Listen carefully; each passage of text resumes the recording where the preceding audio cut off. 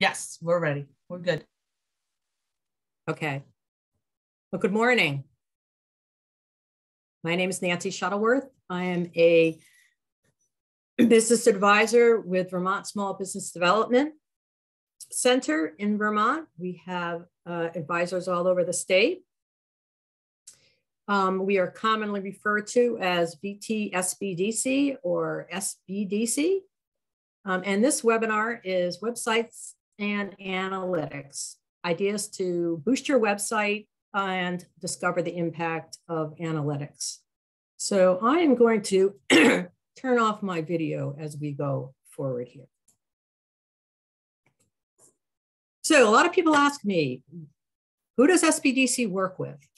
And we work with everyone, people that are buying and selling businesses, college and student entrepreneurs, startups, existing businesses, and people that are expanding their business. So moving right along, ignoring online marketing is like opening a business, but not telling anyone. And I've always liked this quote because it just makes such good sense. And your website is a major piece of your marketing. And as such, really have to pay attention to what goes into your website and how it looks. So your website is the front door of your business. No matter what kind of business you have, whether you're just online, whether you're online and with a retail location, that first impression that people get of your business is really important. And it comes from your website.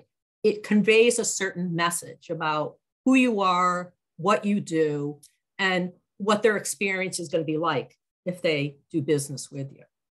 So it's very important. So let's start by reviewing web design. And when people hear about web design, they often think of graphic design, sort of the website's look and feel. But the look and feel is just one component of web design. You know, you have the graphics, you have the colors. The colors should, go together. The fonts or look well together. The fonts should, be consistent. The color of the fonts, the size of the fonts, the style of the fonts, all plays into the design. Your layout. Is there enough space? Does it function well? The actual content, the written pieces. Is there too much? Is there not enough? So all these things go into web design. And I think sort of the easiest way to talk about the basic elements of web design are to use an example. So in this example, it's BeesWrap, which is a Vermont company. And you see across the BeesWrap and the name BeesWrap and the logo are in the header of the web page. And sometimes that is the header. Sometimes above it or to the left of it, you'll see the logo. So the header has, it makes a good first impression. It's on every single page. Your navigation runs across the top there or on the bottom, the shop now, the gifts, the explore. That's pretty consistent. We expect to see that there. Your key information is essential information about your business, your products, your services, what you do. It should be on the upper half of your page. In this example, they're telling you it's, it's reusable food storage. It's right there in case you're confused. Small swap, big impact. It's reusable food storage. They have compelling images. They have it's beautiful, beautiful wax covered paper that you can wrap sandwiches in, vegetables, fruits. So they have good photos, and high quality imagery is really good. It sells your products and it can boost engagement. Your ask or your call to action, you could have a call to action on every single page. On this particular one up at the top, you'll see that they had a special for Earth Day. But they also have other specials on other pages, such as, if you pick a pattern, pick one pattern and order 2 or 3 things, there's a discount. They also have a pop-up screen that is a sign up, and subscribers get 10% off. So they're keeping that consistent ask throughout the website. The footer should stay consistent on all the website, on all the web pages as well, because people are looking for, as consumers are buying more and more online, we're all expecting to see things in certain places and to have some consistency. So in that footer, we might see newsletter sign up, privacy policies, copyright information, contact info, some navigation links sometimes, and definitely social media icons. The important pages are linked to your navigation. Of course, testimonials, reviews, they could be on the homepage, they could be on a page by themselves. They can be in many different places. It's just good to have it. And also design means that it looks good on mobile. So, and this is the second half of the page. So there's the first half of the screen for BeesWrap. Here's the second, if I scroll down on the page. So again, you see those compelling images. They're good photos, probably professional. It talks about the organic nature of the product. It's sustainable, it's reusable. And then at the bottom of the page, their shipping, or their footer has all the information that somebody would most likely be looking for. So in those compelling images, more and more you're probably seeing lifestyle images or lifestyle photos where it's not just a picture of the product, but it's a picture of somebody using it, or it's in a setting in a room. Those make very good photos. And here's their responsive design. It means it renders correctly on mobile. It looks good on mobile. It's the same as their homepage on a larger screen. The menu, yes, the menu for the navigation is those 3 horizontal bars at the top left. And those, that in this drop-down menu, and has all the same things the desktop does. So they've definitely got it together here, and it looks good. So the website is it's not on this particular one here. These are the do-it-yourself websites. Many people use these or and are using them. Some people will go to a web designer. My advice is always to test these out. Take 1 or 2 and actually test it out. Sign up for a trial account, which you can with each one of these, and actually use it, because you'll get a good feeling for how it works. And one or another may be more intuitive to you. So I definitely recommend test them out before you commit. So there are really 5 characteristics of a great website. It's true, it should be eye-catching, but it's not all about eye-catching design. A website should be goal-oriented. How are you going to grow your business? It should definitely be search-friendly. Can search engines find it? And it should be convenient. Is it easy to navigate? Can you easily see it on all devices, be it mobile, laptop, notepad, notebook, desktop? Are the pages and content organized? Is it intuitive to navigate? And does it work to gain the user's trust? Because if your website doesn't convey a certain trustworthy feel to it, and you feel like you're going to protect your customers if they're buying from you, then people will very easily just leap off your site. So first thing, is it goal-oriented? So it's not enough to just have a website because, you've been told you need one, or everyone else has one. A really good website has specific goals, both short-term and long-term. And you should factor in these goals because you can change them and as your business evolves. So you'd start by asking yourself, why do you want a website? Or why do you have a website? What are you trying to do? What are your goals? So a website can have all sorts of goals. Obviously, making sales is a primary reason, but there's other ways that a site can help your business. It can establish your brand, by having that look and feel that customers are expecting. It can generate leads.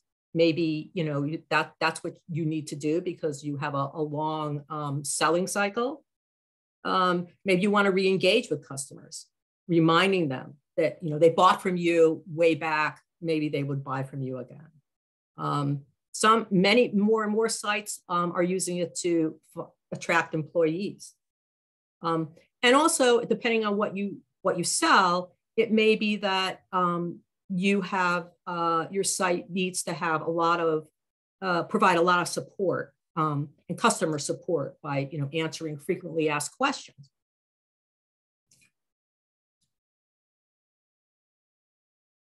So to develop useful goals, you have to put yourself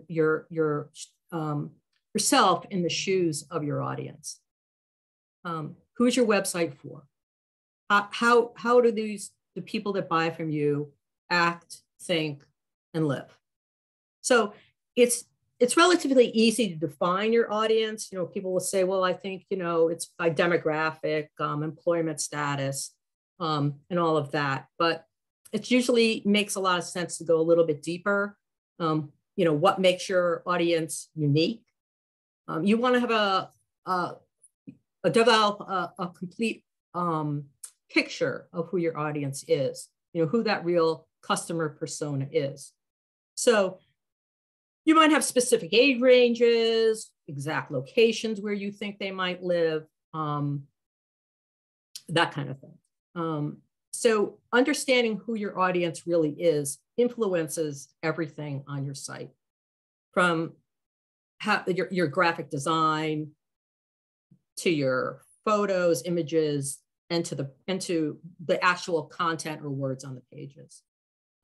So it's very tempting to say, oh, my audience is, to go very broad, anybody over 30.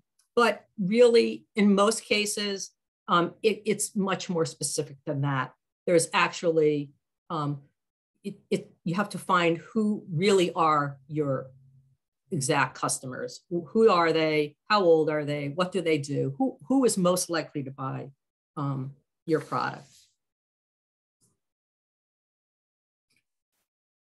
So after you have a really good idea about your target audience, it's good to think about who they are in relation to your website and the goals of your business.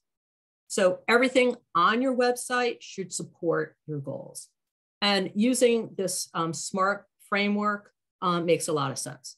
Are the goals specific, detailed, measurable, attainable? Are they really relevant? And is there a set time frame? So in these couple examples here, for example, increase unique website visits by 20% over the next 2 months. Specific, you can measure it, probably attainable, it's relevant to your business, and there's a set time frame. Promote seasonal products online and generate 10% more in-store purchases over the next quarter. Same thing, specific, you can measure it, most likely attainable, it's relevant to your business, and there is a set time frame. So it's those kinds of things that you're talking about when you're using the SMART goals.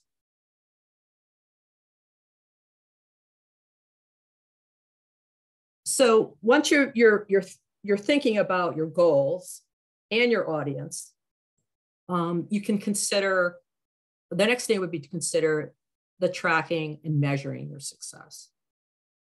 If you don't track and measure your website's performance, you won't know where or how to make any improvements. So there's lots of ways to do this. Some are more accurate than others. You can simply start by asking customers how they found you. You can ask them when they call you on the phone or on a part of your ordering in your cart, part of the ordering process. And you can get more precise. You can set up phone tracking with Google. You can advertise with Google, free call tracking. You can track the number of emails and form submissions. And obviously, if you have an e-commerce site, you can track your sales and get a lot of information. And of course, if you're using web analytics like Google Analytics, which we will talk about in a bit here, you can understand that visitor behavior on your site. So just another example here, I'd like to use website examples to talk about some of the specific things that I'm mentioning here. So in this case, I just think that this is a very goal-oriented website. This is the homepage. She put good little thumbnail photos in here of her artist's work. She has the names of the artists above them, which would be good for her SEO because all of those artists have their own websites. She has a black, you can't see it as well right here on the screenshot, but it's on a black background. And it really makes these this artwork pop. I mean, when you go to this homepage, you just want to say, yeah, I want all of these paintings. She has a guest artist tab, an events tab, and she also has a tab that says tiles, which is interesting. She realized that people were coming into her gallery and she was selling online. And she went from having a gallery to selling online. And many people weren't ready to purchase these fairly expensive oil paintings. So she had these beautiful paintings through some process, which I don't know what it was, but she had them put on tiles. They were 8 by 8 or 12 by 12 inch tiles. And she sold them for under $50. So I thought that was really brilliant.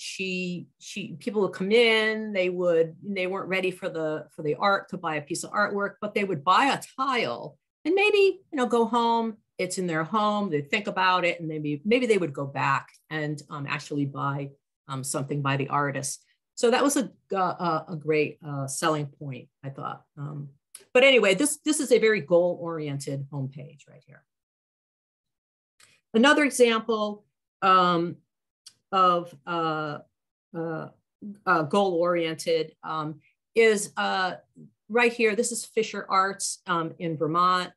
She tells you right here, she has curated antique and vintage nature engravings. It's very specific. She tells you where she is, when she's open. Some of the things that she probably could do on this website would include having she has no logo, which she's working on, and her navigation there is very faint. If she had the navigation was much bolder, it might make it pop a little bit on that home page. But it is goal-oriented. She's saying, shop antique nature prints and maps, shop handcrafted jewelry versus just shop. So one of the things that she also did, I suggested that she move her images up on the page. So let me go back. There's what it looked like. Now it looks like this. So you just merely scroll down a tad and you will see that information about her shop is still there. It's just that she put the compelling images up on the top. And also note in that box of images, in that left-hand corner of the print over the piano, that is actually, she used something called a staging app. And again, I mentioned lifestyle photos. It's always good to see the product in an actual room or in its natural, where it might be in its natural setting where you might have it or use it or wear it versus just a still photo. So she used the staging app, and that piano right there is just a prop. And she uses this on her website as well, and some other places where she shows the photo on a beautiful wall, colored wall, and chair and a table, and it really makes the artwork jump out. Moving right along here. So, and as I said, she's definitely goal oriented. So the next thing would be is a search friendly. So we've covered, being goal oriented. And so the process of making that website search friendly means that you want to increase its visibility on the search engines, or, it's also called search engine optimization, or SEO.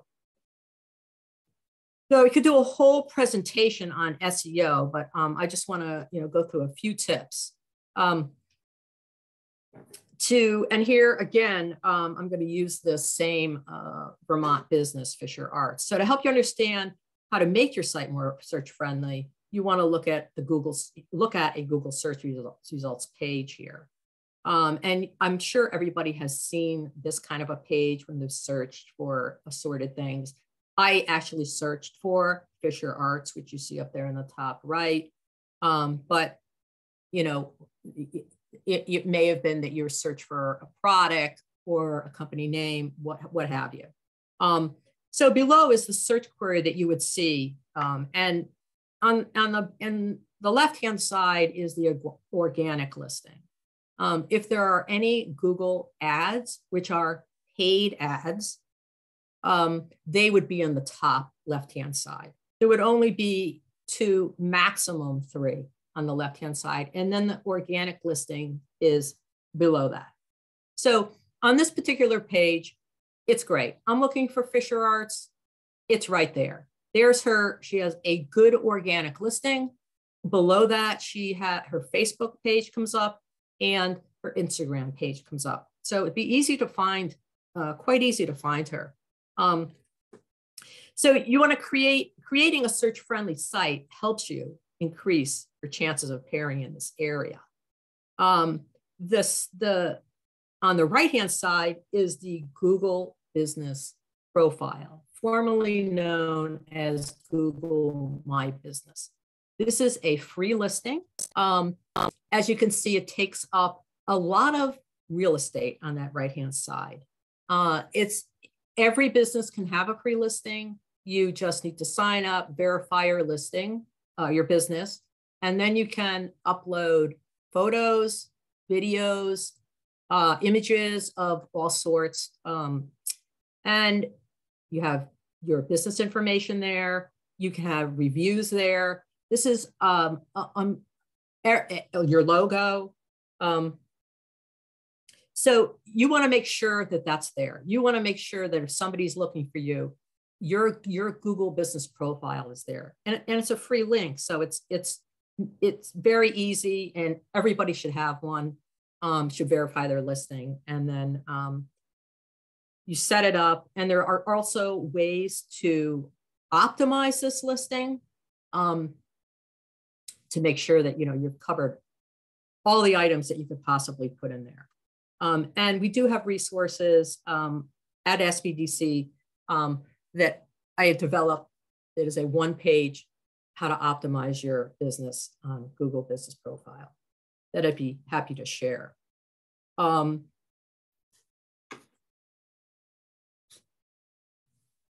So the next thing in the search friendly would be to make sure that your page loads fast. I mean, if we're talking about a search-friendly site, people think that have short attention spans, and they want to make sure that that load time is really, really important, especially for mobile devices. If your website loads fast, that encourages your customers to stay longer and purchase more. So that in itself is search friendly. Publishing original content, useful, clear, accurate information is also important. Having keywords on your site that have something to do with your business that makes sense, that are words that a consumer might search for. Having those words on your web pages, very important. SEO also search friendly would be having links either to other pages within your site, connecting that website content within your site, or having links from off your site into your site. So that if somebody is on another website or another organization, they can link into your site. Very, very important.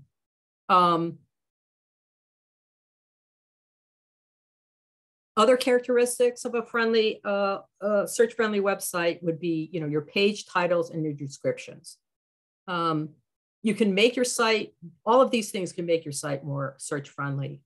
If you're doing the do-it-yourself web design, you have a place where you're going to define what your page name is, the page title, and you do describe what's on that page. If a web designer does it for you, then they would do that information.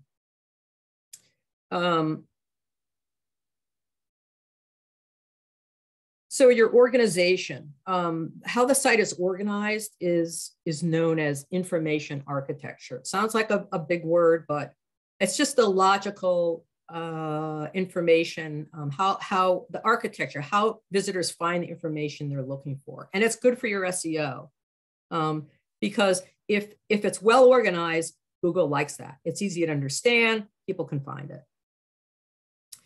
And of course, you want your website to be designed to work on all browsers and all devices. Very important. And we know that more than half of all searches are coming from smartphones or tablets. If people have problems with, getting onto your site on a smartphone, they will just leap off. So just lots of times people will say, well, how do I know if my website is design responsive? How do I know how it looks on all these other devices? On the do-it-yourself web platforms, there is a way to toggle back and forth when you're working on those to see like, okay, this is what it looks like on desktop. This is what it looks like on a smartphone. So there's a way to look at that. If a web designer is doing this, they would manage this well. If you already have a website and you just want to take a look, this is sort of a cool little thing that you can do. If you're in Chrome, you go to the web page that you want to look at. You right-click on mouse, and right in that box there, you see in that small little box where you see back, reload, save as, print, task, it'll say inspect. And you just right-click that, and your screen, you'll have some code on the right of your screen, and then the actual page on your left. And if you look up where I have that arrow, it says to toggle the device toolbar. If you look up there, you see these two little boxes. One sort of looks like a mobile device and one looks like a laptop. And that's how you toggle back and forth. You can also see that it says dimensions right there, because you can actually change the dimensions. And we know everybody there's so many different kinds of cell phone sizes. So you should actually change the dimensions right there to figure out how it looks on different sizes. And this is just an example, jams and sauces. This is how this particular page looked on a mobile device. So that's just sort of a cool little tool. I think it can certainly come in handy. So you can see how your page would look. It's very easy to use. You do have to you do have to be on Chrome to see it. Here's another example, Pizzazz Pottery. We've talked about goal-oriented, search-friendly. And I think that this homepage definitely has these things. Pizzazz Pottery in the top left, that's her logo. It's right there. It's on all her pages. She has, above that, it says Functional Stoneware, Vermont. So you know right away that this is the right place. It's Vermont. And her navigation has a lot of very good things: shop, staff, process and care, how her sustainability methods that she uses while she's making this pottery. She has a wholesale in case you want to, buy cups or saucers for your restaurant. She does a lot of lessons and workshops. She lists them all. She goes to craft shows. She lists all the craft shows. So she makes it very easy for you to find her and to buy her products. Obviously, shop now, right in the middle. And it's a compelling image. It's good. So she's got her Facebook icon up on the right-hand side. It's this homepage is goal-oriented and it's search-friendly. She's got it's good. So I just wanted to show you that.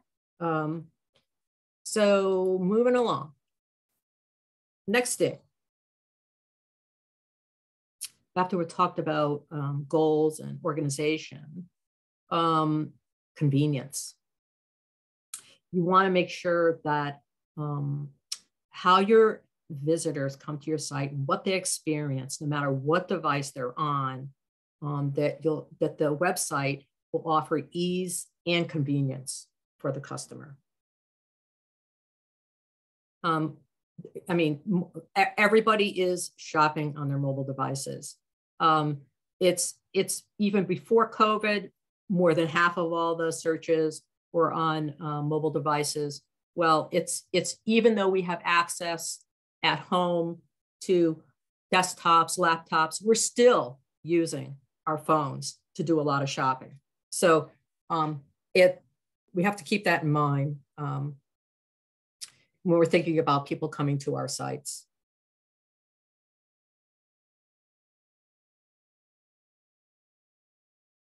So the first goal, if you want to make it search friendly, is to make sure, again, that's a responsive design. And they're offering that ease and convenience. Responsive design is at the top of the list, right? It means that your device is going to respond to all the different screen sizes that it renders on. You're going to create, good images. Create sort of the fluid grids, things that can move, good images, vector graphics, which are, it's a little technical, but people are starting to use those more and more. They load quicker and they're more easy to be sized up and down without losing quality. So, and I've also seen stock photo sites where they're using the vector graphics, although I'm not big on stock photos. So you want that sort of that clean minimalist design to make it easier for visitors on your site.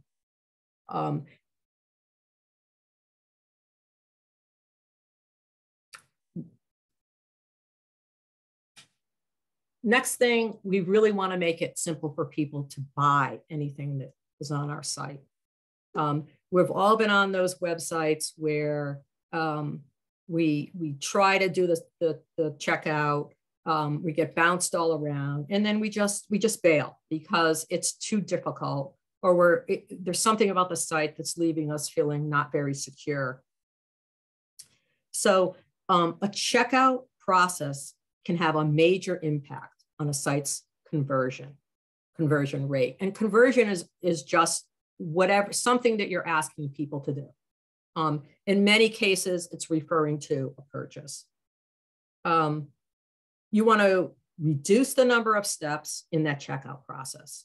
They don't want a lengthy checkout process. It's nice to be able to show people sort of the progress as they move through the checkout, what they have left to do, when they'll almost be done. You know, we've probably all seen this on various websites. Offer a guest checkout for sure. Consumers do not want to have to create an account. They don't want to do. And give people payment choices. So assorted credit cards and digital wallets like Google Pay, Amazon Pay. This is what the consumer really wants. This simplifies the payment process. We've had a lot of curbside pickup over the last couple of years. People had it on their website. They've taken it off their website. Many people still have it on their website, but they don't offer it. If this is going to be something that people offer, that they should actually really do offer it. And it doesn't apply to just restaurants. Sometimes there's certain things, gift items, people go online, they see something, they don't want to go into the store. So if this can be a good thing to offer still and into the future.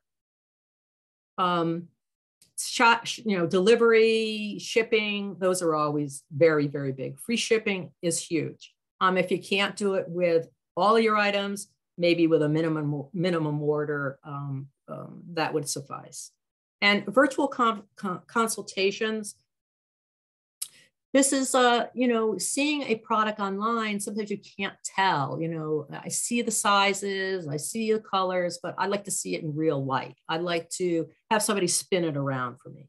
If you don't have these options on your website, maybe you could offer a virtual consultation. So, let people know that you're available to do that. And you go on a Zoom and just, show them that product and have them look at that product.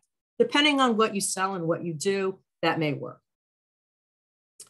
And so, and of course you want to make sure that, the speed of your site, how quickly it's going to load. So here's an example. This site is a website. It's goal-oriented, it's search-friendly, it's convenient. Paramount Theater, the name Paramount Theater, there's dozens of those in the US.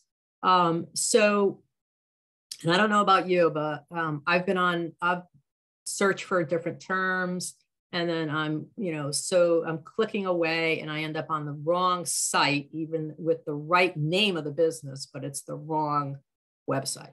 So on this particular site, they have it right there. It says Rutland, Vermont, very important. The logo is their business name, part of their business name, Paramount Theater. It's right there in their heading on every page. Their navigation is very clear. You buy tickets, they'll let you know what the events are. They have streaming on a big screen, support if you want to donate, an about, a contact session. Contact page. Now above that, it also says there's a little seating chart and policies link, which I think is fabulous, because I can't tell you how many websites I go on for live performances, and I have to dig through the website to get a seating chart that actually has numbers on the seats. So this is very clear. It's right there. Everything you need is on the home page of this. There are Facebook icons in the top right.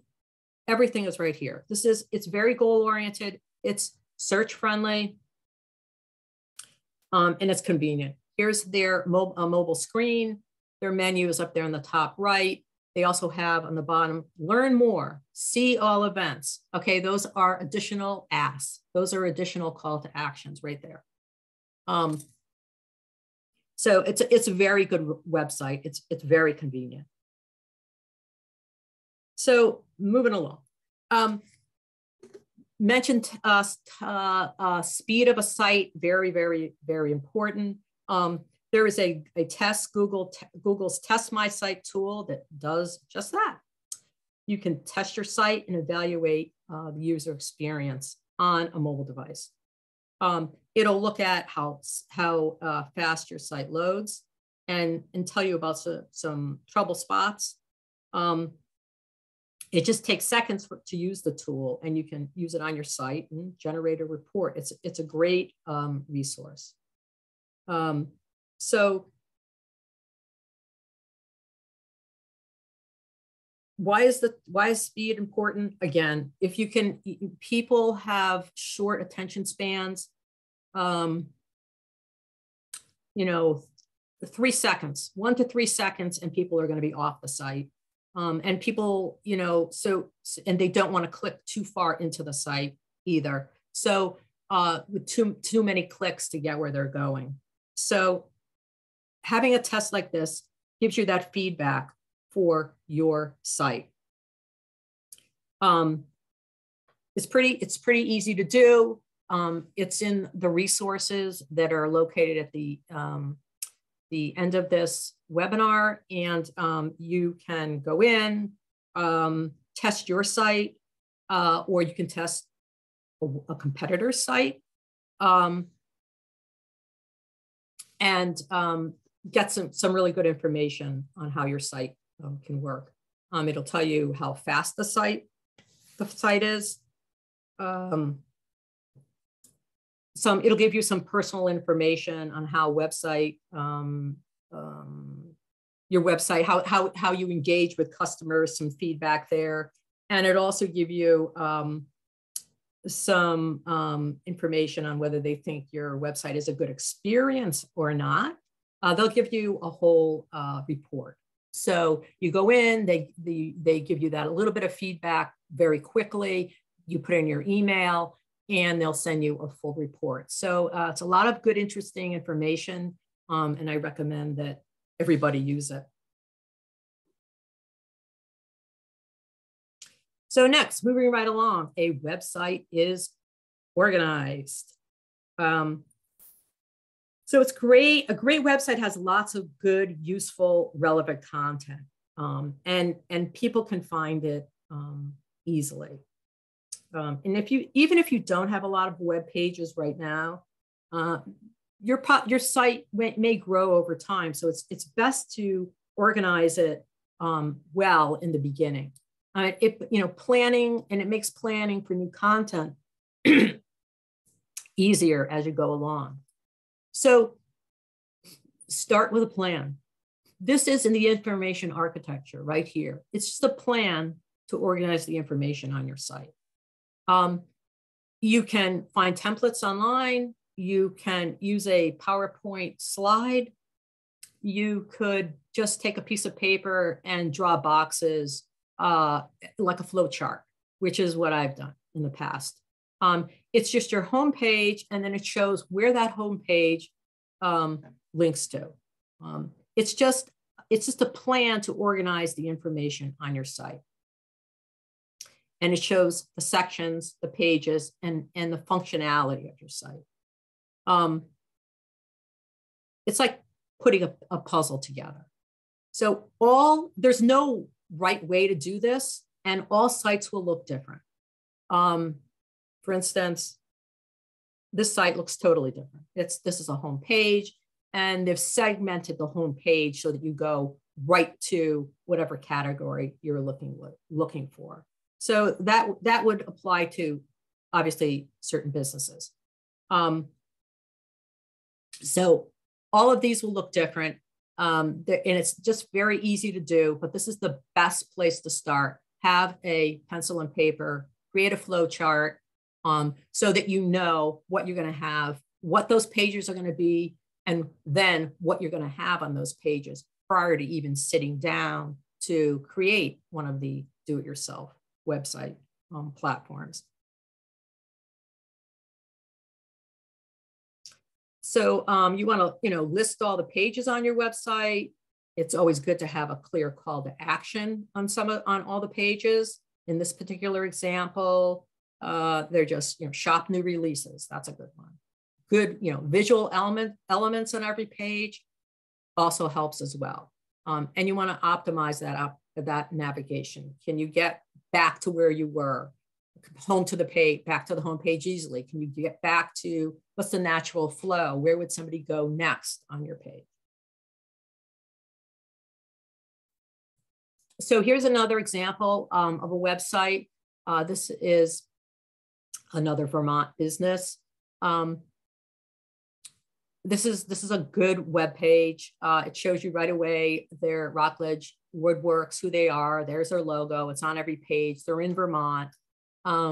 Their navigation is very clear. It's furniture, which you can see in a moment's glance by looking at it.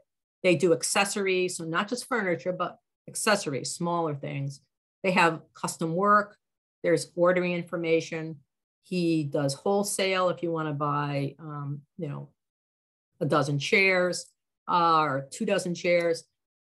Visit us. So you can actually go there. Now, this is the website homepage. It's a carousel of photos going around, and they're all very good photos. This is, if you'd scroll down a hair on that page, you would see this. So I know at a glance on this homepage, I can stop by their gallery. Wow, they have a gallery. And they do live edge tables. If you have a tree that falls down in your yard, you can bring it to them and have a table made out of it. And, all kinds of custom work. There's also that image in the bottom right there. That's a bowl, salad bowl. There's other small items. So I can see right away at one glance, in about 3 seconds, what this website is all about. The images are compelling as well. And there it is on the mobile device. Same thing, all the pictures come up, they rotate around on a carousel. All the information is right there. There's a menu. It looks good. So lastly, a website is trustworthy. And what does that mean? So if people are going to shop with you or do something on your site that you want them to do, sharing confidential information, they want to have a good feeling about who you are and what you do. So you want to take steps to reassure them that their private information will stay private. So you've probably noticed this, but maybe not. The next time you are online paying a bill or placing an order, if you look at the web address at the top of the page, and in this case, you'll see in that on the right, that's a screenshot of a mobile device. It says tradesjamcompany.com.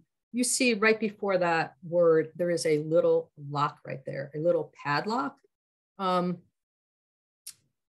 You'd always see the padlock, or you might see the HTTPS instead of HTTP.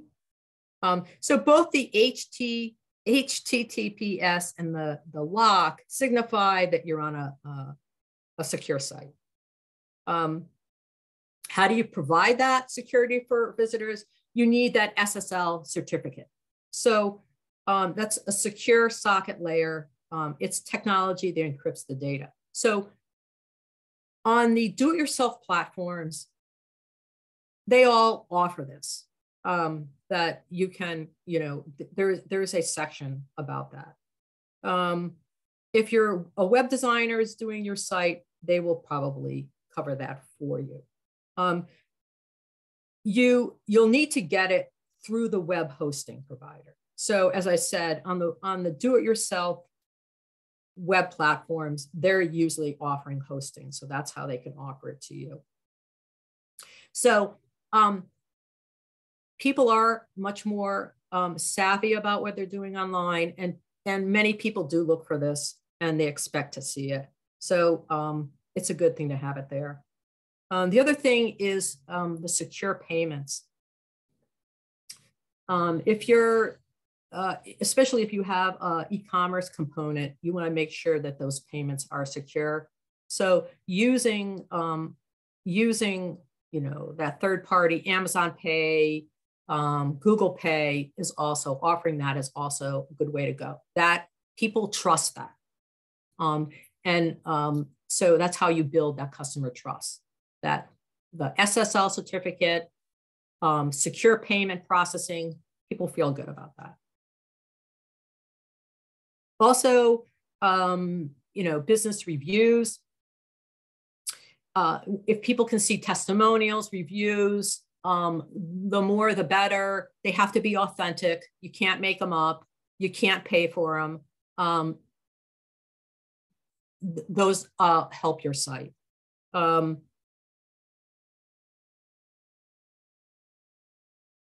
Contact information. There's many sites that I go to that there is no phone number. Sometimes there's no address. In some cases, there wouldn't be, I suppose.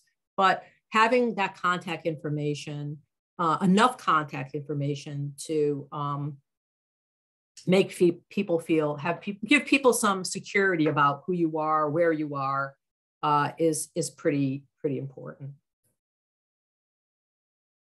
So this is another example, WR Metal Arts.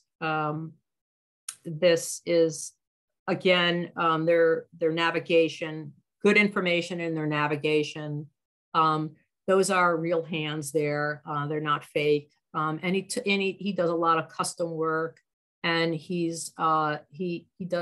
follows a lot of good trustworthy practices that you can read about on his site. If you were to scroll down on his site, you would see these icons for the various organizations that he's a part of: Diamond Foundry, Columbia Gem House, Vermont Business for Social Responsibility. All this adds to the trustworthiness of his site. He also has in this footer of his page his commitment to ethical sourcing, privacy policy.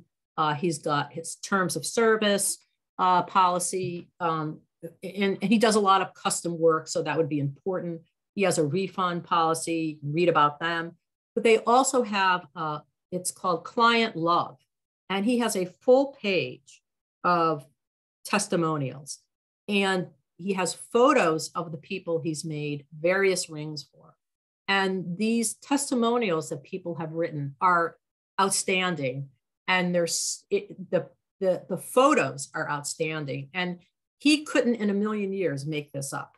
It's so good. And after you read some of those testimonials on that page and look at the beautiful work he's done, you honestly want him to make a ring for you. So that creates trustworthiness right there, and somebody can see that kind of testimonial on their site.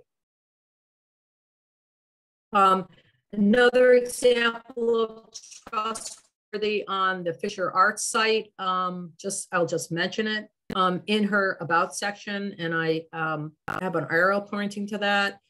There's a very nice article about them in the New Hampshire Magazine, which she was lucky enough to get. There's also a photo of the owner, and it tells all about her and her experience in the art world. And there's also a photo of her mother, who had an art gallery in Boston for 40 years. So all of this really lends to the trustworthiness of this site, that these people probably really understand the products that they're selling, and they're good quality. And I feel safe purchasing from them, and maybe shipping, having them shipped to me online. So just, there's no magic bullet here. It takes resources, it takes time and effort to develop content, to find images and photos. And there's, your website doesn't have to be boring. It can be engaging. It should be engaging. It should be informative. It should have a purpose. You know, updating content regularly is a very, very, very big thing. And I can't stress that enough. You know, you have a lot, if you want people to come back to your website frequently, you want to have new content. And absolutely, if it's seasonal, make sure that you switch out photos. We're going into the summer, spring, summer. We don't need to look at pictures with snow anymore, you know, unless you're Killington. So, and it's okay to, you know, reuse photos. You could take a photo out this week or, you know, an image out this week, and maybe you'll put it back in the fall. It's okay to do that. People probably won't remember. The idea is to just be updating it and rotating your content. It's very important.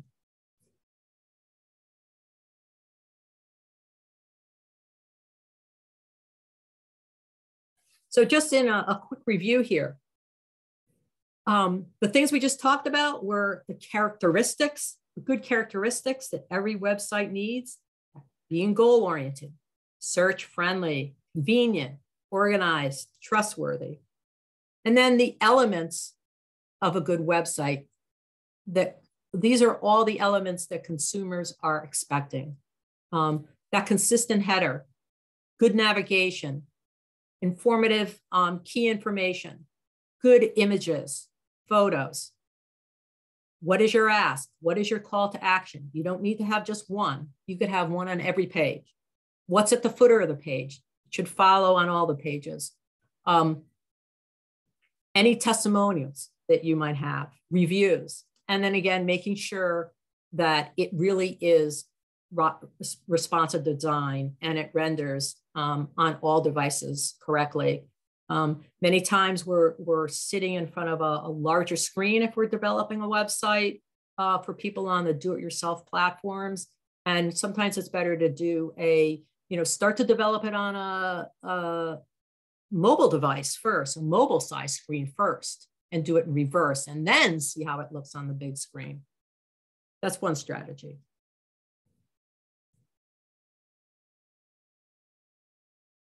Okay, so we're going to take a little bit of a switch here and talk about Google Analytics.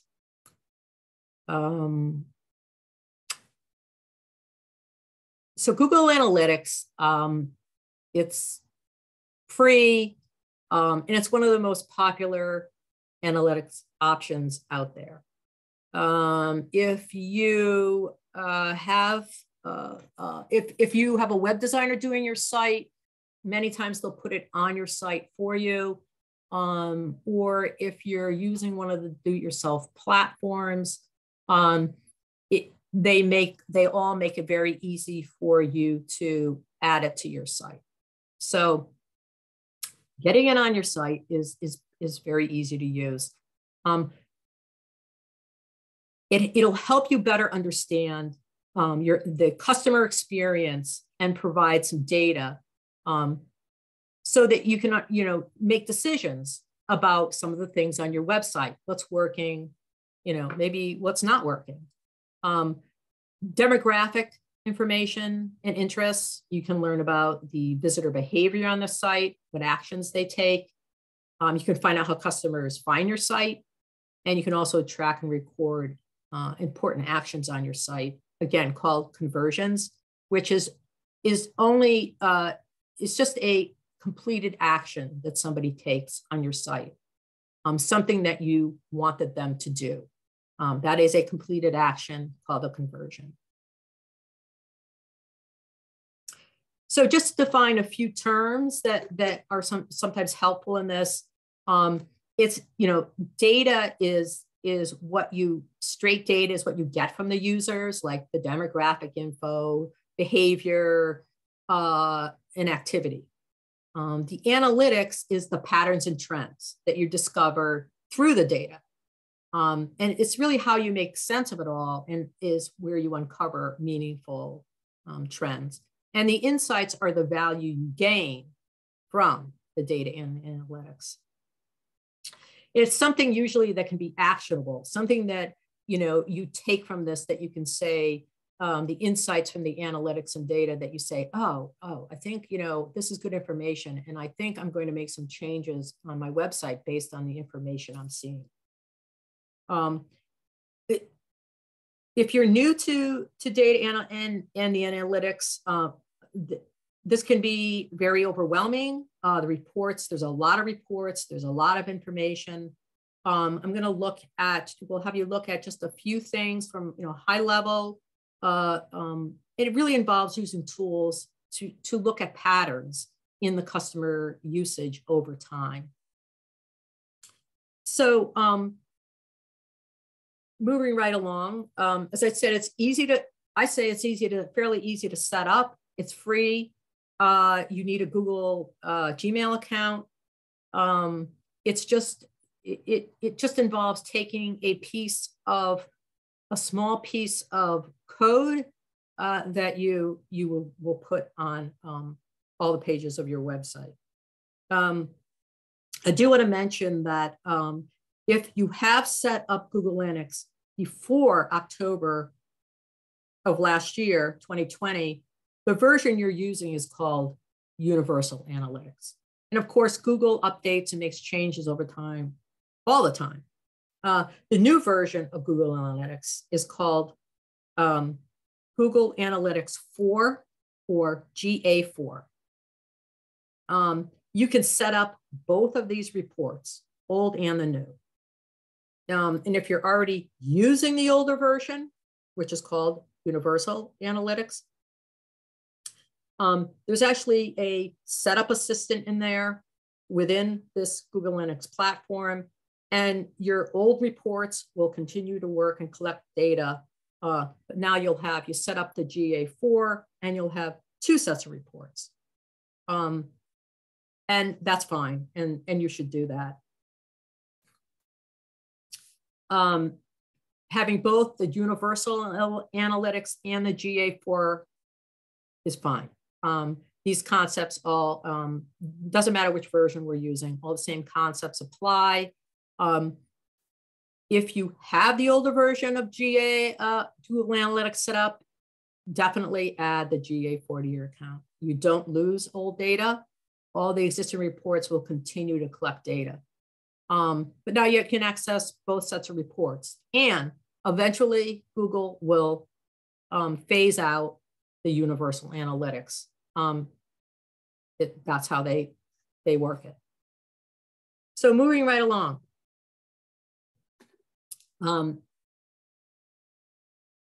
Ideally, your website should lead the user from one page of useful content to the next until they do whatever you want them to do. The analytics helps you better understand your audience.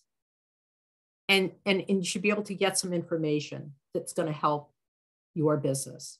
There's many different types of reports that you can get. Monitoring your traffic is a big one.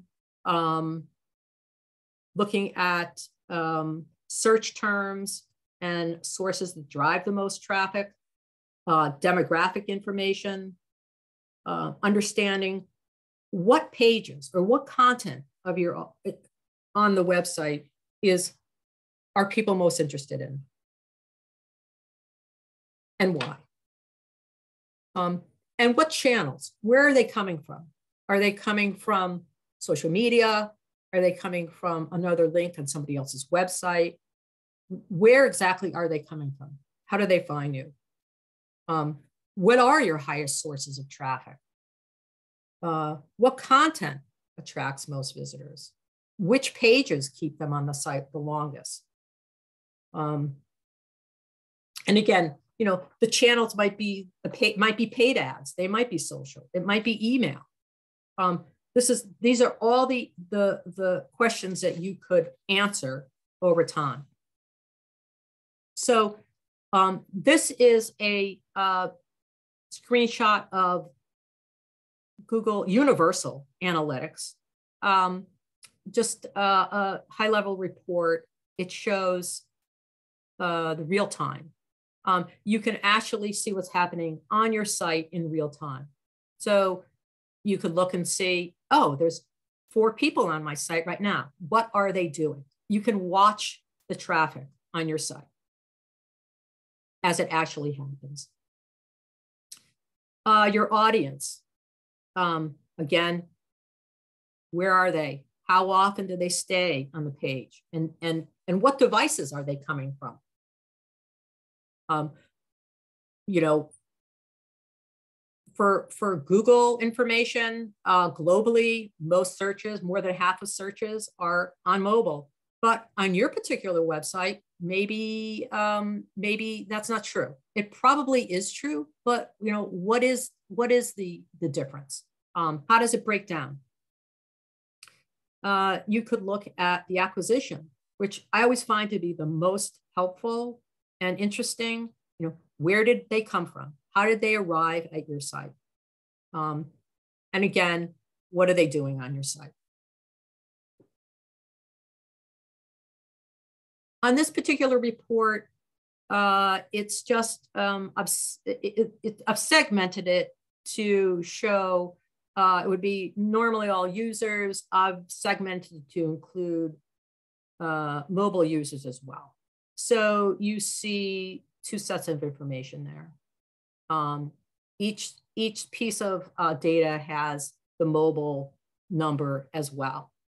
This is only for about a month in time. You can, the range date, you can make up any sort of range dates you want. You can compare prior periods of time, which is super helpful and interesting. Let's look at, you know, say we were to look at, you know, the first quarter of this year as compared to the first quarter of last year. You know, what's different? What happened? Seeing how many new, you know, this has new visitors and returning visitors, and how, and then all the specific mobile traffic. And this is again high level data. I'd be interested in knowing. I could go further, more granular, and see, you know, what days and times are most popular. Because if you have that information, that might impact some of the other marketing that you do. Another report here is the acquisition. As I mentioned, I think this is very interesting. You can drill very far down on this. This is just giving you that little, the graph there in the circle of where people are coming from. Direct traffic is people that are, they know who you are, they search for you by name, or maybe they bookmark you. Most websites, most analytics I look at, this is always the biggest number, direct traffic. Of course, they already know who you are. It's people that know about you. Then, you know, the organic though, are people finding you organically? Does your website come up well on that organic search in the first page? Social, we could drill way far down on the social and find out, are people coming from Facebook, Instagram, Twitter, LinkedIn? And if they're coming from those sites, are they on mobile? What do they do? Do people come from social act differently on your site than people that come from the organic search? Possibly. So those are some of the things you can look at. What we try to do here is look for a pattern or a trend over time, and then potentially take some action. It's the best way to give is an example here. I did work with somebody at one point who, when we were looking at all the traffic on the site, we saw that there was traffic from another part of the United States that she didn't understand why she was getting so much traffic from a certain region. And then when we sort of looked into it further and further, we realized that it was actually an alumni newsletter she had been mentioned in for her business. And so, of course, as people who saw her name and saw her business looked her up. And so what she did with that information was she actually put a digital ad in their digital publication. So that was how, she had no idea where the folks were coming from or why until we drilled down into that a little bit further. So that's just a little tidbit of information of how you might use this information to as you go forward, and that's and use it to make inserts or insights into your website and make some business decisions on what you might do next. This is just it's all your pages on your website. This is the whole aggregate during this 1 month period of time of all the pages that have been viewed. This was a fairly large website. The average time of all those pages that people stayed on your site, if you drill down further, you'd find, and you could look at every single page, you'd find out what the actual time on each page was, what the bounce rate was on each page, which just means that they went to a single page session on your site. And then they bounced off. You could look at that information for each page. So this is just a behavior overview. Within the platform, you can set up a custom dashboard. This has been set up to just have new users, sessions, where they're coming from, and new sessions per page.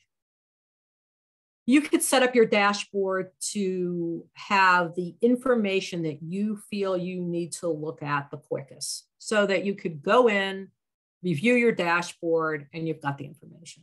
Of course, you can develop all sorts of reports in this. You can download the reports. You can put them into Excel, many different ways you can look at the information. But this just gives you a top level quick glance at the things that you deem most important.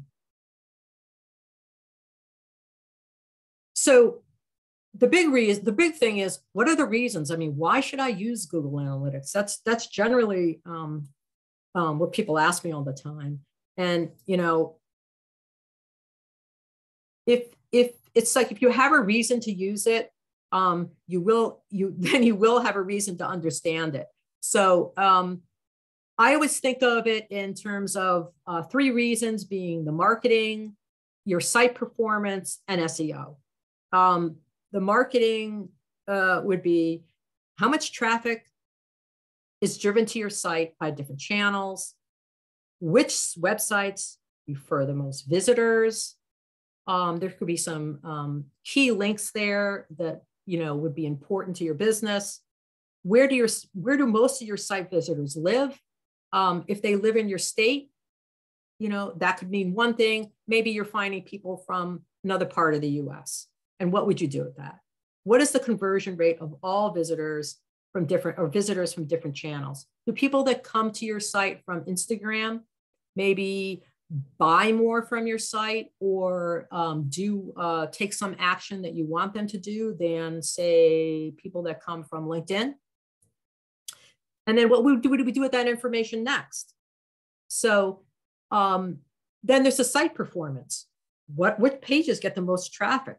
Where on my site do visitors leave? Are they jumping off on the same page over and over? Is that home page have a very high bounce rate? Are people just leaping off? They go into one page, home page, and then they leave after 2 seconds. That's not good. How quickly does the site pages load? How quickly are they waiting? Because if they're waiting for more than 3 seconds, they're going to exit the page.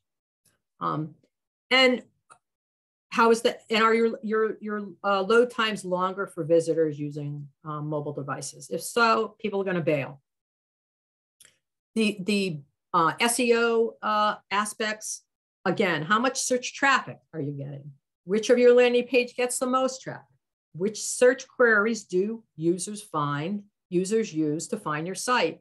And within Google Analytics, there is another tool, which we're not going to really talk about today. It's the Search Console. And you just enable it, and you can find out some of those search queries of how people are finding your site. That is a gold mine of information right there. And bounce rates for visitors from different sources. So the marketing, the site performance, the search engine optimization, all key. And once people start actually using the analytics and taking some time to look at it, they find that they're really pretty interested in it.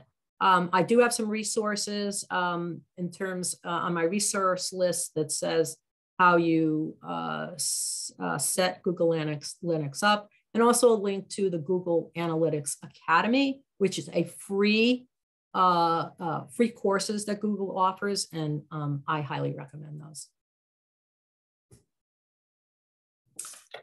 So that's it, folks. Thank you for joining us today. And all the resource materials that I've mentioned will be emailed to participants.